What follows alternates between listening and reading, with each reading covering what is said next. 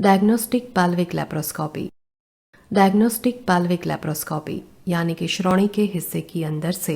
जांच करने के लिए दूरबीन वाले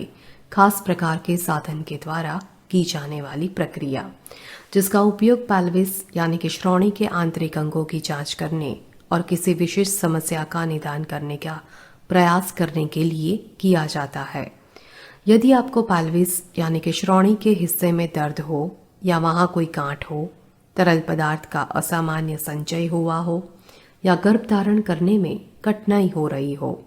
तो आपको डायग्नोस्टिक पेल्विक लेप्रोस्कोपी कराने की सलाह दी जा सकती है। ये समस्याएं एंडोमेट्रियोसिस, ट्यूबल गर्भावस्था, अंडाशय में एक फोड़ा या ट्यूमर, श्रोणि क्षेत्र में संक्रमण के कारण हुआ दाग या अन्य स्थितियों के कारण हो सकती है। लेप्रोस्कोपिक तकनीकों से की गई सर्जरी के लिए केवल छोटे की हॉल यानी कि कुंजी जैसी छोटी चीज अंदर जा सके वैसे छोटे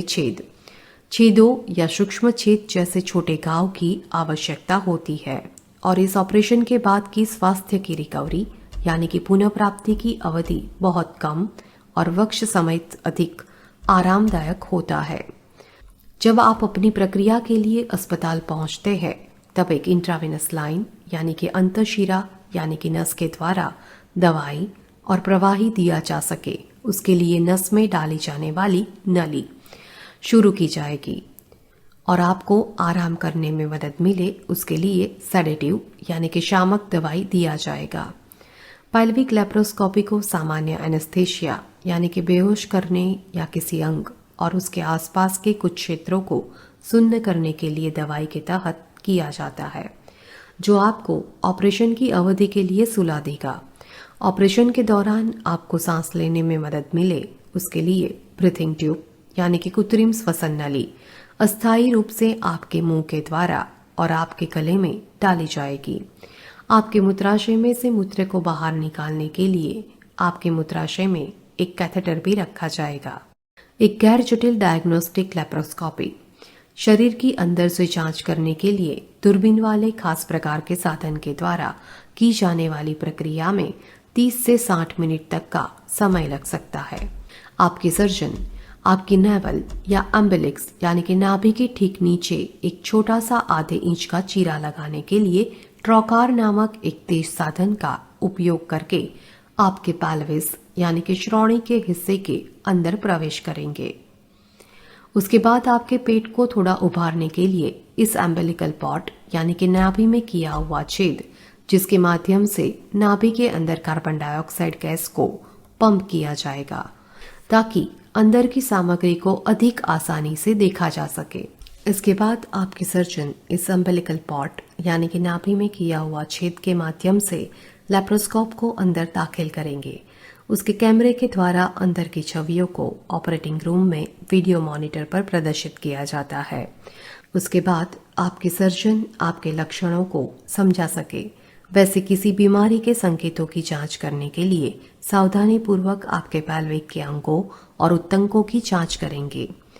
वे पेट में अन्य छेद कर सकते हैं, जिसके माध्यम से अन्य साधनों को अंदर डाला जा सकता है। इन अतिरिक्त साधनों का उपयोग आंतरिक अंगों को स्थानांतरित करने के लिए ताकि अंदर बेहतर तरीके से देखा जा सके या दाग वाले उत्तंक को हटाने, बायोप्सी लेने या असामान्य तरल पदार्थ को निकालने जैसी ऑपरेटिंग प्रक्रिया को करने के लिए किया जाता है। जब लेप्रोस्कोप और अन्य उपकरणों को निकाल दिया जाता है, तो पेट में मौजूद सभी कार्बन डाइऑक्साइड को बाहर निकालने में मदद मिले उसके लिए थोड़े समय के लिए एक विशेष प्रकार के गैस वाल्व को पेट में रहने दिया जाता है। की हॉल यानी कि कुंजी जैसी छोटी चीज अंदर जा सके वैसे छोटे छेद या छेदों को बस कुछ टांके लेकर या स्टेपल के साथ बंद किया जाता है और फिर उन छेदों को पट्टियों के साथ कवर कर दिया जाता है।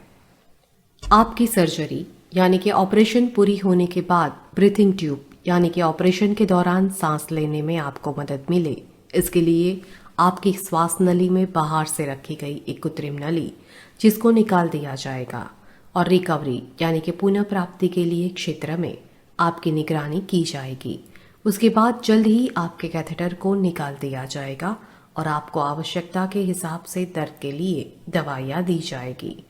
जब आप तरल पदार्थ पीने में सक्षम हो जाते हैं तो आपकी इंट्रावेनस लाइन यानी कि अंतःशिरा यानी कि नस के द्वारा दवाई और प्रवाही दिया जा सके उसके लिए नस में डाली जाने वाली नली जिसको निकाल दिया जाएगा। अधिकांश मरीजों को प्रक्रिया के कुछ घंटों के भीतर ही अस्पताल से छुट्टी दी जाती है।